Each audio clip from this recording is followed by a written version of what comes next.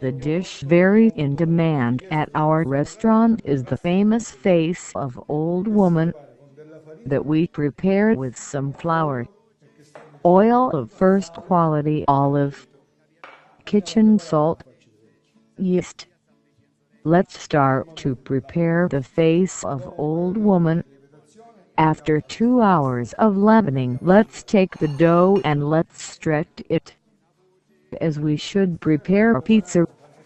Let's put on it some anchovies with some oil of first quality olive, some oil, then some pepper, and some wild marjoram, and some Sicilian cheese.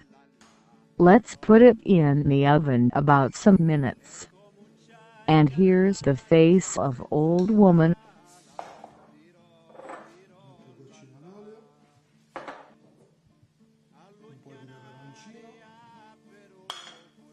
E dell'origano e un po' di caciocavallo e andiamo a incollare.